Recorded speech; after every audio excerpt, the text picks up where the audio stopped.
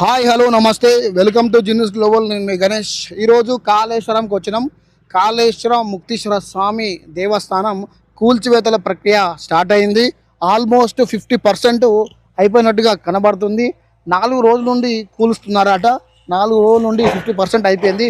ఇంకో 4 days అయితే మొత్తం కంప్లీట్ అయిపోతుంది అని చెప్పి ఇక్కడ ఉన్న అధికారులు చెప్తా ఉన్నారు. 1 సంవత్సరం వరకు ఇక్కడ దర్శనాలు బ్రేక్ డౌన్ అయ్యే ఛాన్స్ కనబడుతుంది. అదే విధంగా ఇంకొకటి ఏంటి అంటే దర్శనానికి స్పెషల్గా వీళ్ళొక బాల ఆలయం అని చెప్పి అక్కడ ఏర్పాటు చేసిర్రు. నేను అక్కడ పోయి మీకు నేను వీడియో కూడా పెట్టే ప్రయత్నం చేస్తా. ఒక 1 year వరకు ఇక్కడ ముక్తీశ్వర స్వామి దేవస్థానంలో దర్శనాలు ఉండవు. కొత్త గుడి సుమారు 200 కోట్లతోటి కన్స్ట్రక్షన్ చేయడానికి ప్రభుత్వం నిర్ణయించింది. ఆల్రెడీ దీనికి సంబంధించిన టెండర్లు కూడా పలికేసింది. కొత్త గుడి కన్స్ట్రక్షను ఒక కంపెనీకి అప్పచెప్పిందని చెప్పి సమాచారం. ఇప్పుడు కూల్చివేతల ప్రక్రియ స్టార్ట్ కాగానే మళ్ళీ కట్టడం మొదలవుతుందని చెప్పి ఇక్కడ ఉన్న అధికారులు మనకు చెప్తా ఉన్నారు. ఆల్మోస్ట్ మనం ఇక్కడ ఎక్కడున్నాము అంటే ఇది దక్షిణ ద్వారం కాడ ఉన్నాం. దక్షిణ ద్వారం సగం వరకు వెళ్ళిపోయింది.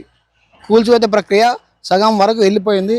అటు ఉత్తరము ఆ ఏరియా, తూర్పు ఈ ఏరియా ఇంకా కూల్చేది ఉంది. ప్రధానంగా గర్భగుడి ఆ ప్రాంగణంలో ఉంది కదా, అక్కడ చూపెట్టి ఒకసారి.